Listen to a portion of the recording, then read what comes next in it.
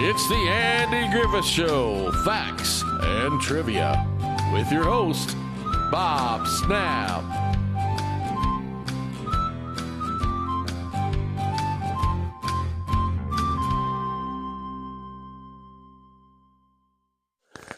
Hi guys, welcome to the Andy Griffith Show, Facts and Trivia. Thank you for being here. Today's video is on Andy and Aunt Bee. Now, Andy gets a little snippy with Aunt Bee in the later episodes of the Andy Griffith Show.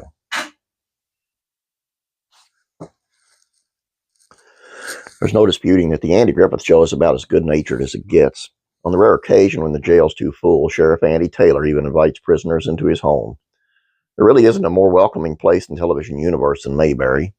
And Mayberry was not some idealistic fantasy land, rather a charming town full of pragmatic people.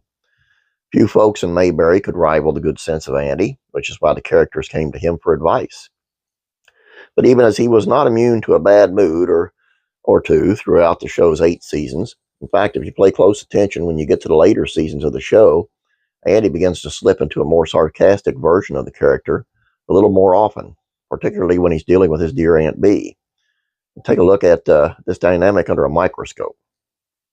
Now, I've isolated some of Andy's uncharacteristically controlling tendencies and Snippy as sarcasm that he ever aimed at sweet Aunt Bee. You guys have a laugh and see if you remember any of these scenes.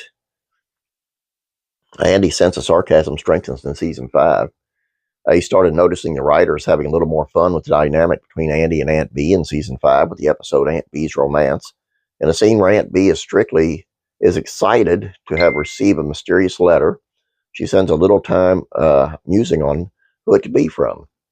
Andy, however, has no patience for her ruminations. Know how you can find out? He asked, hovering close to Aunt Bee and using more edge in his voice than you'd expect. Open it. When she doesn't, he got more jokes. Want me to give you a permission note to open it? And when even that doesn't bully her into tearing it open, he loses it, insisting with seeming frustration, open it, open it, open it. Andy flips his wig over Aunt Bee's wig. It's in the last 3 seasons of color episodes when we routinely see Andy's attitude slip into slightly sour territory when dealing with Aunt Bee. Perhaps the biggest example comes in season 7 episode Aunt Bee's Crowning Glory. And then Aunt Bee tries to wear a wig to look prettier. Everybody agrees it looks good.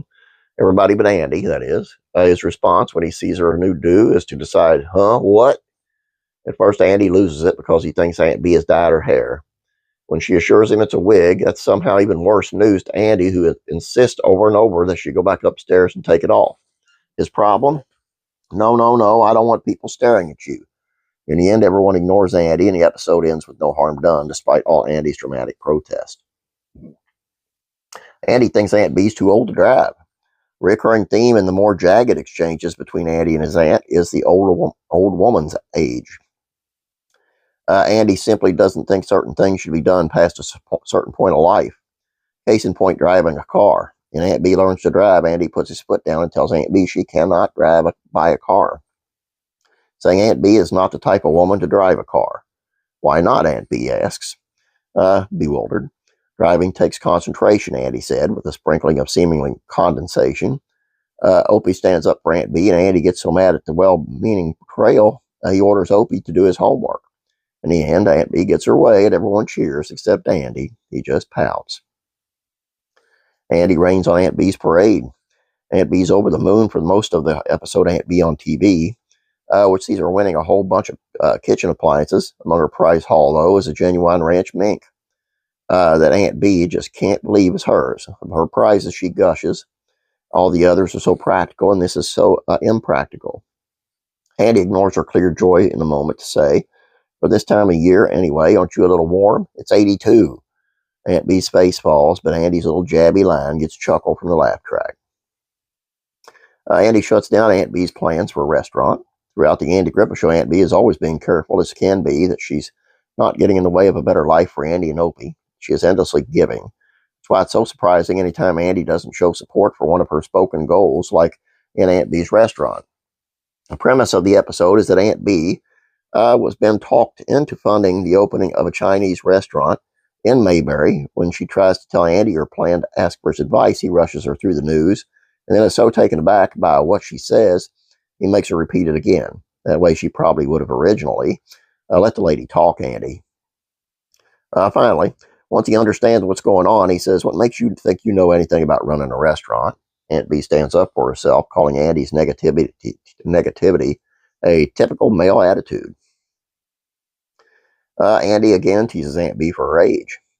Here's one last look at one of Andy's occasional barbs he aimed at Aunt B. And Aunt B the swinger, Aunt B is delighted to have found a companion who enjoys her company. The only trouble is her date is from D.C. and is used to a more active lifestyle that Andy feels is too fast-paced for Aunt B, despite her assurances that she can keep up. Describing her date with the joy of a teen girl, Aunt B tells Andy, we went for a long, long walk. We walked miles and miles. We were talking so much we didn't notice. Andy immediately bursts in her bubble. Sounds like a pretty strenuous evening. You better take it easy. Later in that same episode, Aunt B stays out late dancing, and Andy catches her soaking her feet after. She swears she's just cleaning them, and he teases her, saying, I guess that makes sense. Some people get up in the morning and throw a little water on their face, and you throw a little on your feet. Then he clears his throat to say, a little intimate. That's yet another uncharacteristic burn from Mayberry's finest. It ain't just Aunt B, though. When they called her episodes, he got cranky, man. I mean, it was just a complete different Andy. They changed a lot. I mean, Goober became smart. It's just, it just wasn't written like the black and white ones. You can say Barney Fife's leaving ruined the show. Well, maybe it, for a good part, did. But when it got into the caller episodes, it was just the writing was terrible. I mean, there was a few good episodes, I'm not going to say, but they don't compare to the black and white because of the writing. I believe that was, I don't know why. Like Andy said, when he finally decided to quit, he was just kind of phoning in his part. He was just coming in and doing it, not even knowing his lines and stuff. So anyway, that's all I got for you. As I told you yesterday, there will be, the other channels are down for the day because I'm leaving here in a little bit to go take a stress test. And it's at 8:30, and it's like an hour away. So, and I still got to take my son to school too. Say a prayer for me. Said it's going to go good because you never know. I just like to have prayers, Anyway, that's all I got for you guys. I hope you enjoyed this. You guys have a great day. Please don't forget to subscribe over here and like us over here. Yeah. Have a great day. God bless, and I'm praying for you.